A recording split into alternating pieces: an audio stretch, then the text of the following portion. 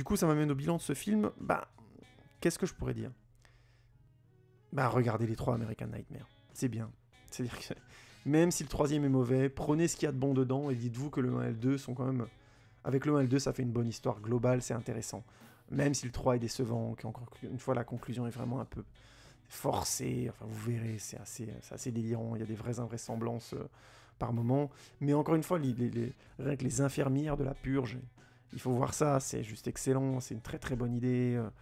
Et ça, c'est un détail parmi d'autres, quoi. Il y a vraiment comment dire, le camion qui passe pour ramasser. Enfin, vous verrez, je dis pas quoi, mais c'est vraiment classe, quoi. Donc, c'est un univers que James de Monaco a bien bossé.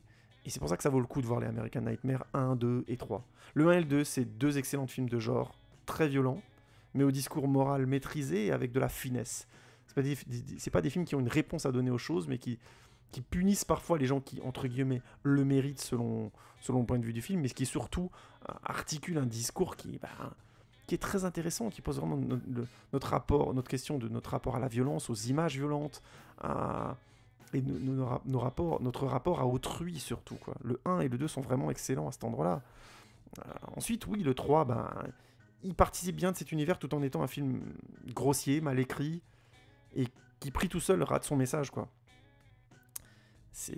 Voilà, c'est comme je le disais, je boucle la boucle, mais c'est un film qui veut dénoncer la violence qui alimente l'extrémisme politique et religieux, euh, en donnant l'impression de penser que ce sont deux choses similaires, alors que pas du tout.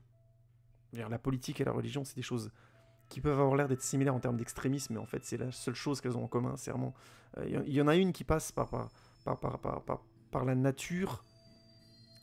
Non, c'est pas ce que je veux dire. La religion et la politique, elles ont des natures et des ambitions très différentes. La religion, elle se base sur des angoisses qui sont des angoisses existentielles du type qu'est-ce qu'il y a après la mort, pourquoi la vie s'arrête, quel est le sens de la vie. C'est plutôt sur ces angoisses-là que la religion se base, et effectivement pour te manipuler ou pour nous manipuler, mais in fine, enfin, quand elle est faite de manière extrémiste, j'insiste, parce qu'au final, la philosophie, je viens de me trahir encore une fois, mais la religion en général, c'est plus, quand elle est faite avec modération, une forme de philosophie. Hein, c'est pas plus de la manipulation que de la philo pure. Hein. Il y a plein de philosophes qui étaient des manipulateurs terribles. Enfin bon, bref, je fais la parenthèse, mais c'est plus une philosophie en soi qu'une vraie croyance. Les rituels remplacent pas les rituels psychologiques qu'on peut se faire à partir du moment où on fait de la philo, quoi. Donc ça va pas plus loin que ça. Et la politique, de l'autre côté, a une nature qui est plutôt basée sur la question de comment vivre, comment exister, quelle importance quel est mon rôle dans la société. C'est plus des questions de ce type-là sur lesquelles la politique joue pour nous manipuler aussi. Mais en général, ça a des résultantes, j'ai envie de dire, beaucoup plus géopolitiques. C'est aussi bête que ça. C'est pas aussi fondamental. Ça pose des questions fondamentales du rapport à autrui. C'est ça que je veux dire. Ça n'a pas la même nature. La politique, c'est le rapport à autrui. La religion, c'est le rapport à soi. Donc, c'est vraiment une mauvaise idée de vouloir dénoncer la violence en considérant que la religion et la politique ont les mêmes sources, quoi. Ça, c'est vraiment problématique dans le film. Et en plus, le film veut dénoncer ça tout en s'alimentant de cette violence graphique. Parce qu'il est bancal. Parce qu'il rate son coup. Dans le 2 et dans le 1, cette violence graphique, elle servait super bien à alimenter le discours. Dans le 3, le discours principal, il fonctionne pas. Du coup, cette violence, elle fait exactement l'inverse et elle fait autant de manipulation que ce qu'elle critique. Parce que le film est maladroit, mal écrit, et que donc on a l'impression d'une certaine forme de complaisance et de violence gratuite. C'est dommage, hein, mais c'est une réalité.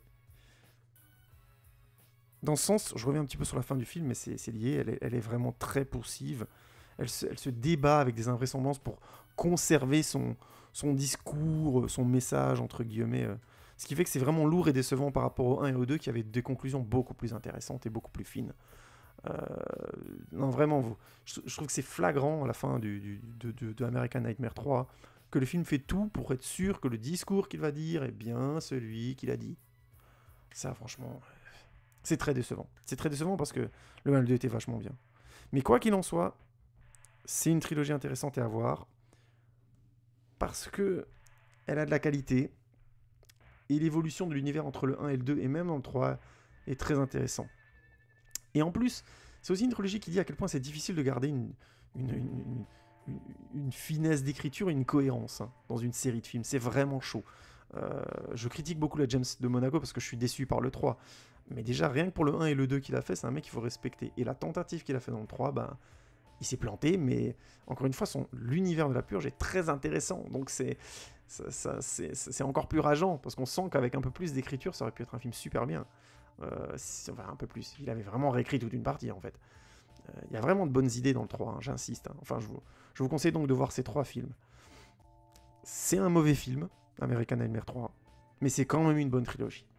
Ouais, je sais, hein, ce que je dis est un peu limite, mais le discours aussi politiquement m'intéresse. Je suis plutôt un mec d'extrême gauche, donc il n'y a pas de souci. Vous allez vite comprendre où vont venir les films, mais moi ça mange bien. Donc je vous conseille de les voir. Et puis, ben, je vais m'arrêter là. J'ai déjà parlé beaucoup. Je vous remercie de m'avoir écouté. J'espère que la formule vous plaît. N'hésitez pas à commenter, à me dire ce que vous avez pensé du film. Ça m'intéresse évidemment beaucoup.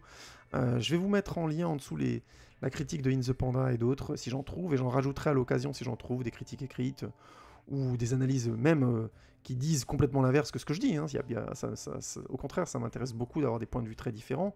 Donc n'hésitez pas. Je vous mets aussi la page Facebook en dessous, puisque sur ma page Facebook, je mets les vidéos de manière beaucoup plus soutenue d'autres gens qui font des travaux de critique de films, de réflexion sur le cinéma.